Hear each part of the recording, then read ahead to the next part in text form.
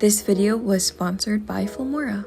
Do you know when you pass an essay to your English teacher and then it comes back to you bloodied red and everywhere it just says, where's the transition? Yeah, this video is that essay brought to life, okay? Same energy. As long as your expectations are low, you may find some substance in this video, alright? Okay, thank you very much.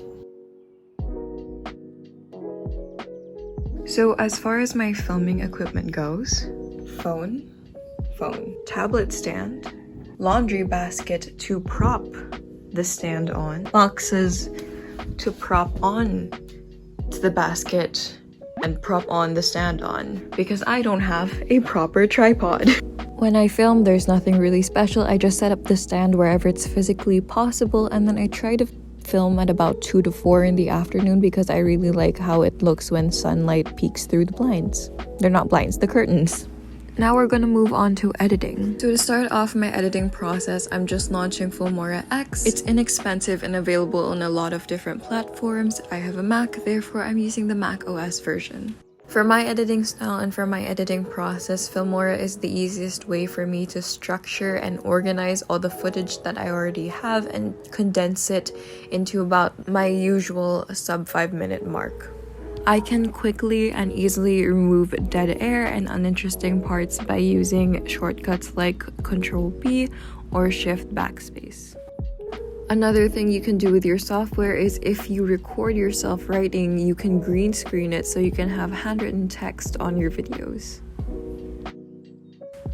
I also do my own color correcting on here. I honestly don't know what I'm doing, but I think I'm doing something right if people think my videos are pretty.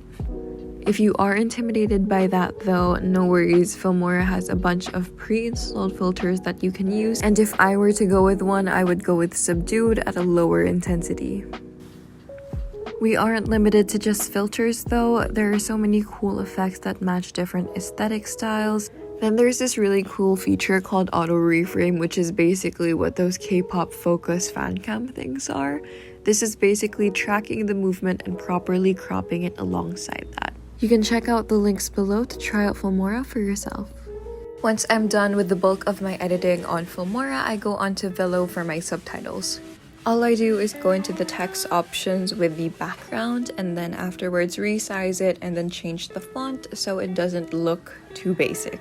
Prioritize picking out a font that is clean and easily readable. The important thing here is accessibility and aesthetics comes secondary. If you're ever going to use elements on your videos, I highly suggest lowering the opacity. I cannot rationally explain why it's better, but it just is. Whenever there are elements on screen, I use a sound effect to signify that, so I'll either use a popping sound or a mouse click sound. For some copyright-free music, everybody has been using LUKEMBRO. Then you have Starry Attic. Be sure to read their terms and conditions before using their music. Whenever I do my thumbnails, I basically just screenshot my already color corrected footage and then I compile it together in this app called PhotoGrid. Very simple, not a lot of frills and whistles. Frills and whistles? No, bells and whistles. Just set the dimensions to 16:9 and you should be good to go. Afterwards, I just import it into this app called Fonto. I just do outlines and I make the outlines fairly thick and then space it out a little bit. Once I'm happy with how it looks, I then import it into Procreate where I just do my white outline drawing sort of thing. So I first outline the main text and then I start to move on to the background. So I do these dashed lines and then for some of them I just do straight, continuous, uneven lines and that's it. In my short time here on YouTube, I have somehow tricked a fair number of people into thinking I'm entertaining. So today I showcase to you the fruit of that manipulation. Alright, so let me shut up and just go into what you're interested in. My oldest video that I care to show publicly is this one, which was posted on the 12th of December. No, that's not a 12th, I can't read. That's the 13th of December 2020. And so far I have 17 videos. In the past 28 days, I have gained 17,000 subscribers, 800,000 views, 27.2 1,000 hours of watch time and 1.591, wait, I can't read that right, 1,591 United States dollars. Now, you may think I'm being very cavalier about like stating these numbers. I haven't internalized any of this yet. Usually I'll have about 20,000 views a day. Just in comparison to my usual, this is what it looks like when my videos are going up in views.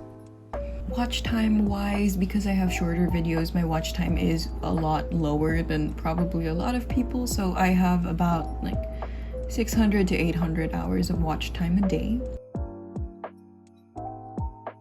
The subscriber count, 300 to 400 subscribers, new subscribers a day.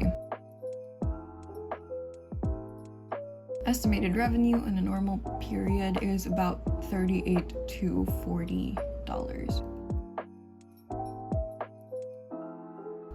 So let's go into reach. I get most of my views from the browse features. This means the views come from people finding me through the YouTube homepage. These are the external sources of traffic. I have a partnership with Banggood, therefore Banggood is number one here because I do reviews for them. Facebook, Google search, YouTube, and WhatsApp. I don't know who's watching me on WhatsApp. I don't know, yeah. Then you have traffic source, so the video suggesting my videos, which means my videos feed off of each other, I guess. Engagement-wise, the number of hours people watch me, and then the average view duration. I have videos that are 6 minutes long, 4 minutes, 4 minutes, 2 minutes, 4 minutes, 4 minutes, well, almost 5, you know? 40 to 60% usually is where my retention rate lies. Audience, what you can tell from this like timetable of when my viewers are most active is that they live in an entirely different time zone from me. People from the United States are my number one viewers, so that's 30%, then followed by people who actually live in the country I'm from, the Philippines. Yeah. So that's that. And then the meat and potatoes, and probably what everyone wants to see, my revenue. My RPM is at 2.1, which is about average. This basically means that every 1,000 views, YouTube pays me $2. This means that every 1,000 playbacks of a advertisement, YouTube gets 5.98. Here is my monthly estimated revenue. I have not been able to cash out any of my YouTube money. For one, because I have not received my PIN yet, and number two, I kind of like don't want to touch any of my YouTube revenue. I kind of want there to be a day where I just post a video that's like, YouTube put me through college. So far I can pay for like a year of college for me. So that's what my analytics look like as a beginner creator who was like blessed by the algorithm, and I hope that this was helpful in any way. I don't know how they would be helpful, but they might be.